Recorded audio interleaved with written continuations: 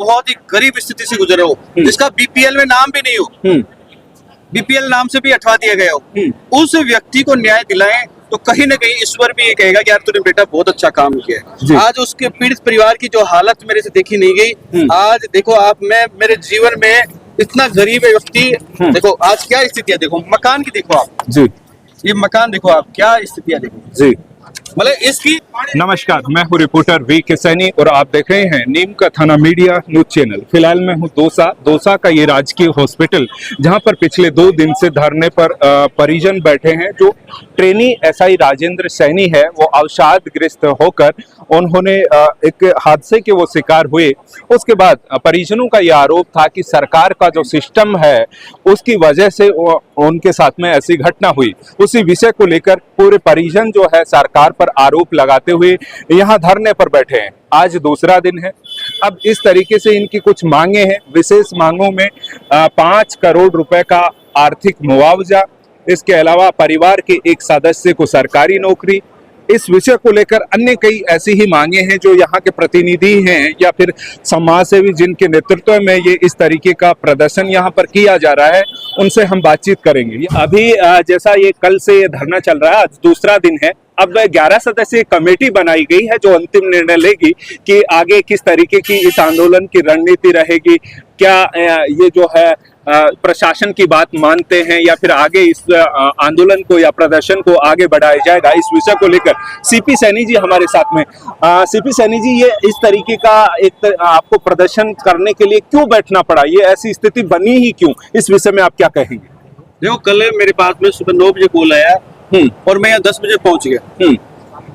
मेरा देखो आंदोलन करना एक अलग बात है, लेकिन किसी व्यक्ति को, उसे ऐसे व्यक्ति को जो बहुत ही गरीब स्थिति से गुजरा हो, जिसका बीपीएल में नाम भी नहीं हो, बीपीएल नाम से भी हटवा दिया गया हो, उस व्यक्ति को न्याय दिलाएं तो कहीं ना कहीं ईश्वर भी ये कहेगा कि यार तूने बेटा बहुत अच्छा काम किया है। आज उसके पीड़ित परिवार की जो हालत मेरे से देखी नहीं गई, आज देखो आप, मैं मेरे जीवन में इतना गरीब व्यक्ति, देखो आज क्या स्थितियां देखो, मकान की देखो आप जी, ये मकान देखो आप, क्या स्थितियां देखो जी, मतलब इसकी स्थितियां देखकर एक रूह कांप उठी कि इस बंदे की मैंने एक चेट पढ़ी, राजेंद्र सैनी की एक चेट लिखी कि मैं मेरी शादी करूं या मेरी बहन की शादी करूं या मेरी भाइयों की शादी करूं या फिर मेरे बाप को जिंदा रखूं। मतलब उसने ये इमोशनल चेट पढ़ के मेरा भी कहीं न कहीं दिल झंझोर गया और हमें लगा कि इस भाई को न्याय मिलना चाहिए। और इस न्याय के लिए हम सबसे पहले, मैं यहाँ 10 बजे पहुंचा सबसे पहले, और जब यहाँ पे मतलब मुश्किल से 10-5 लोग होंगे तब मैं पहुंचा। मैंने कहा इसको चाहे कहीं कितनी लंबी लड़ाई लड़नी पड़े, चाहे 2-4 दिन बैठना पड़े, चाहे या 10 दिन बैठना पड़े, या चाहे 2-4 साल बैठना पड़े, इसके लिए बैठेंगे, लड़ेंगे, चाहे मुकदमे लगे, चाहे जेल जाना पड़े, चाहे डंडे खाने पड़े, उसके लिए भी हम तैयार होंगे, लेकिन इस भाई को न्याय दिलाएंगे। ठीक है, ये तो खैर आपके साथ देने की इस तरीके का एक परिवार के साथ में आए हैं आपको, आप जो है न्याय दिलाने के लिए, लेकिन इसमें मुख्य मांग क्या है जिसको लेकर अब आप यहाँ पर बैठे हैं? देखो सबसे मुख्य मांग यही है कि इस पीड़ित परिवार की आर्थिक स्थिति बहुत खराब है।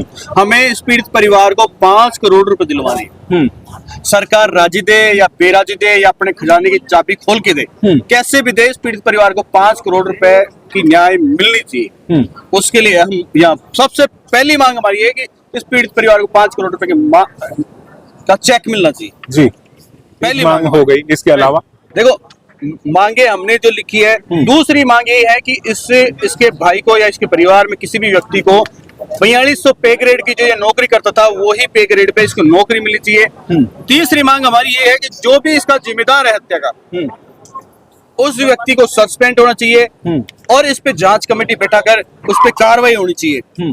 और हम ये चाहते हैं, देखो हम किसान वर्ग से आते हैं, छोटे से किसान खेती करके जीवन व्यापार करते हैं, माली है, मालियों का काम खेती बाड़ी करना है, तो हमारे इनके पास जमीन नहीं है, तो हम ये चाहते हैं कि इनको 5 बीघा जमीन भी मिलनी चाहिए। और इसके साथ साथ में जो भाई की अंत्येष्टि है वो राज के सम्मान के साथ की जानी चाहिए। ये कुल मिला के 5 से 7 मांगे हैं हमारी, वो हमने सरकार के सामने रखी। कल भी 2-4 बार अब हमारी वार्ता हुई, लेकिन सबसे पहली मांग हमारी है कि इसकी आर्थिक स्थिति कमजोर है, तो हमें 5 करोड़ रुपए चाहिए किसी भी हाल में, 5 करोड़ रुपए लेके रहेंगे चाहे कुछ भी जाए। तो अभी तक प्रशासन के द्वारा क्या प्रयास किए गए हैं? आपके यहाँ वार्ता के लिए कौन आया है, कौन नहीं, किस तरीके से? मुझे यूं लगता है सरकार बहरी हो चुकी है और बहरे लोग सुनते नहीं है, कानों में कहीं ना कहीं लीड लगा ली उन्होंने।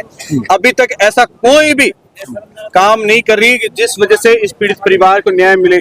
आज एक बहुत गंभीर विषय है ये कि राजस्थान पुलिस का जवान जो कि हमारे मजदूर वर्ग को, गरीब व्यक्ति को एक न्याय दिलाने का काम करता है, क्योंकि जो बड़े बड़े लोग हैं, आपको पता है कैसे गरीब लोगों पे अत्याचार करते हैं, उन लोगों को बचाने के लिए एक पुलिस प्रशासन ही ऐसा है जिसकी वजह से हम लोग अपनी जान बचा सकते हैं, जान बचा सकते हैं और न्याय हमें मिलता है।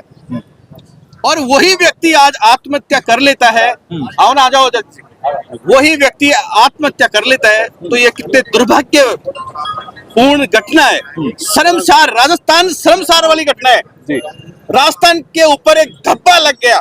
पहले आज पूरे 823 परिवार इस मुकाम पे पहुंच गए। बहुत सारे मैंने निकले यहाँ पे जो ट्रेनी ऐसा ही थे, उनसे मैंने बात की, उन लोगों को भी ऐसा लग रहा था यार कहीं हमें भी आत्महत्या नहीं करनी पड़ जाए, कहीं हमें भी आत्महत्या नहीं करनी पड़ जाए। तो ऐसा कौन से है, ऐसा कौन आदमी है जिनको बार बार परेशान कर रहा है, टॉर्चर कर रहा है, कहीं ना कहीं इससे पैसे की डिमांड कर रहा है, तो कहीं ना कहीं एक जो इनके लाइन एसओजी पे भी जा रहा है मामला।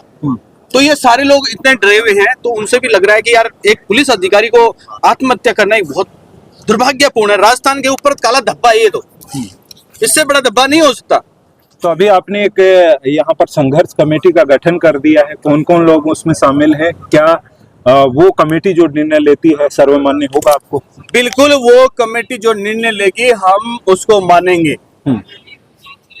एक कोई भी व्यक्ति पर्सनल अगर कोई कुछ कहता है तो हम उसकी नहीं मानने वाले।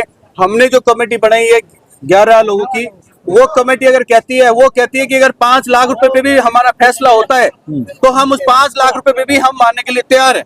तो क्या कमेटी के सदस्यों में परिवार के परिजन हैं कोई? बिल्कुल, परिवार के दो परिजन उसमें साथ में है।